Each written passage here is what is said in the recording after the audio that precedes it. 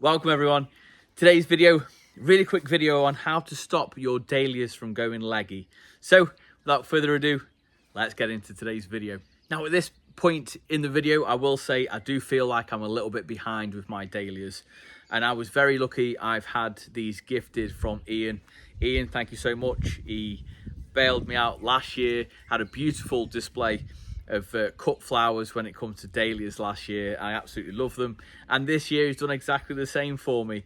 So I'm not quite ready to actually plant out. My border is not quite ready, so they're going to have another week actually in the greenhouse growing. But what that does mean is I could run the risk of these potentially going a little bit leggy. So today's video, I'm going to show you how to prune these now. So this is the last day in May. We're going to simply take the heads out of them to create a bushier plant. Not only will it actually encourage more flowers, it'll actually be a stronger plant for it.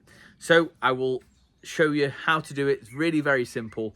There's not much to it, and I'll do a few so you guys get the idea. So when it comes to your dahlias, now the textbook, and let me know down below if this is right or not, but you actually count three sets of leaves. So this being number 1, number 2, and number 3, and you make your cut just above the third, just like that. Now what that does is it actually encourages buds from in here and the ones a little bit further down just there. It encourages those to become leaders as well, and what you'll end up with is a much healthier and much bushier plant. But not only that, you'll have like a lot more sets of flowers to go at as well. So although that sounds kind of silly, it does sometimes feel like you're actually putting your progress back on the plants, but I promise you this is the absolute way forward. Now we'll just talk about plant hygiene very, very quickly, just a little bit. So I don't know if you can see just there, we have the early sets of leaves which have just died off. So it's just a case of taking those off. Any yellowing leaves I would pull off, and any browning what may have had some sort of either frost damage or sun damage, taking that off as well. Now the root systems on these are absolutely brilliant. If they weren't going out next week, then I would be actually looking to pot these on. But like I say, I'm a little bit behind. I should have potted these up a couple of weeks ago, and I didn't get round to it.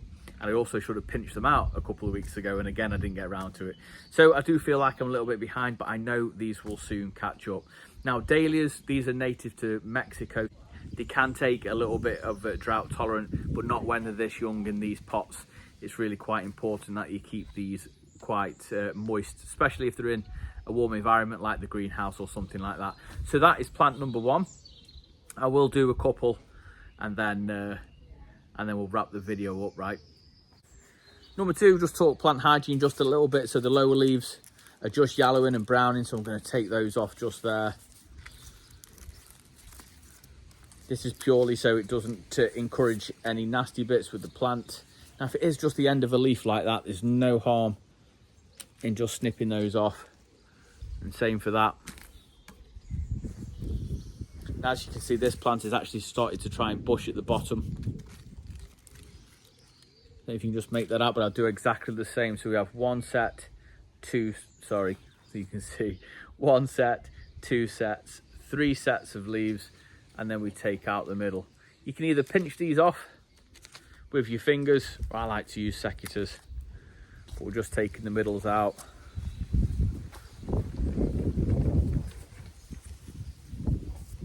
And that's literally it. 1, 2, 3.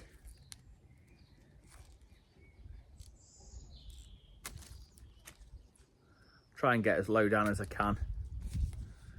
There we go. I know it feels a little bit counterproductive, doesn't it? But I promise you, that's the way forward.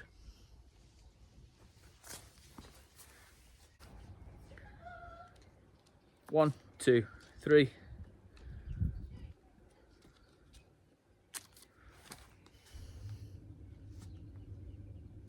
Now it is worth mentioning that these can go in the ground now as long as the frosts have passed in your area. Now, when you'll be seeing this, it will be early June, right? So hopefully there's no risks of frost. Now, the only reason I'm not doing mine is, like I say, I'm not quite ready. With me giving these a little bit of a prune and they're staying in these 9 centimeters for at least another week, I will give these a little bit of a liquid feed because I'm sure there's not much nutrients left. Now, when it comes to liquid feeds, don't use something that's too high in nitrogen when it comes to these plants, particularly when you're actually transplanting them into the ground, as you want beautiful flowers and not beautiful foliage, if that makes sense. So things like Tomarite would be absolutely fine. I usually use like a seaweed feed, a liquid feed, but it is quite high in nitrogen, so I'm going to lay off that a little bit. But like I say, hopefully within 1 week's time we'll be doing a video as to how to get these planted out perfectly. But this is a job that does need doing. I'm going to take all the crowns out of these to encourage much healthier, much bushier plants. Let me know down below, where are you at with your dahlia journey? Have you planted yours out already? Have you pinched them out already? Are you seeing new growth, or are you yet to buy some?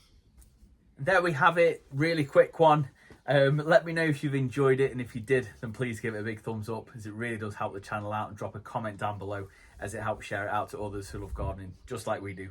I cannot wait to plant out my dahlia bed. We had beautiful cut flowers all summer long last year. I was even thinking about doing a show at one point because I surprised myself, right, at how beautiful they looked. I'll try and insert a photo or a little bit of footage at the end if I can find them. But that's it, waffled on for long enough. You see my face far too long today for this short video. So until tomorrow, I will see you in the garden. You take care.